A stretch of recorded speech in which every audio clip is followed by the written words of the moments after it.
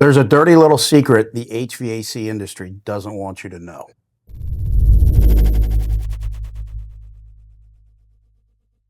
I'm Patrick Summers, President and CEO of General Air Conditioning and Plumbing, and I want to talk to you today about something that's really, really important for you to understand. You don't have to be a technician, you don't have to be an engineer, but if you have a home, if you have a business, and you have an HVAC system, this is important for you to know. Right here on this workbench is a compressor. A compressor is housed inside a condenser. The condenser is the outdoor unit. It's that unit that if you put your hand over top of it, you feel hot or warm air blowing out of the top. This is the heart, as we refer to it, of the HVAC system. This is essentially a very big pump. Now, a residential compressor can weigh, they're heavy. They can weigh anywhere between 70 and 150 pounds typically. Now, this compressor is one of the most expensive components in your system. It will be one of the most expensive to replace if you need to replace it. So what I want to share with you are just some very basic fundamentals of a compressor and things you should be aware of. First of all, the compressor obviously uses high voltage electricity. If you look right here, you've got the electrical connections. That's where the power comes into this compressor.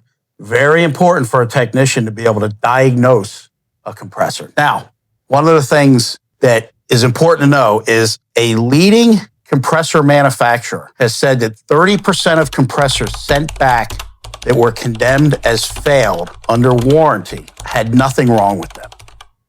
30%. Why would 30% of compressors be misdiagnosed and condemned? One reason, sadly, is technician inexperience, lack of knowledge, wrong technician, wrong job. But essentially, it's misdiagnosed by the technician's lack of knowledge. Critical, especially in today's world, in something as complex as HVAC, that your technician is up to date on training, that you choose an organization that makes training part of the daily routine and stays ahead of all of the changes in the industry. Another reason is focusing on symptoms and not root cause. Also, just being rushed. It's 95 degrees out, high humidity. It's summertime. Technician's been working all day.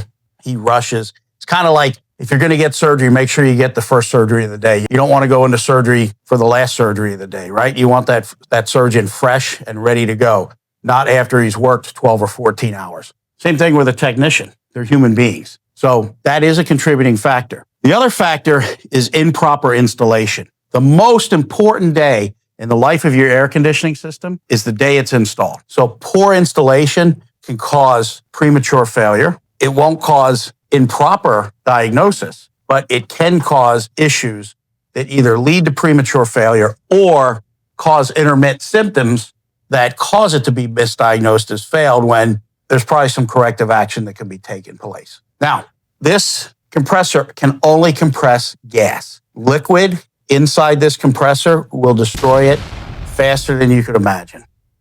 You do not want liquid in your compressor. How do you keep liquid out of your compressor? Maintain it.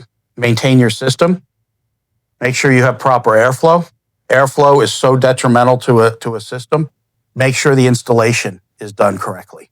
The refrigerant is going to enter this line here as a low pressure vapor. All right. And then it's going to go through this compressor and it's going to get compressed and it's going to exit as a high pressure vapor. All right. So it came in as a low pressure vapor. It's going to get compressed and leave as a high pressure vapor.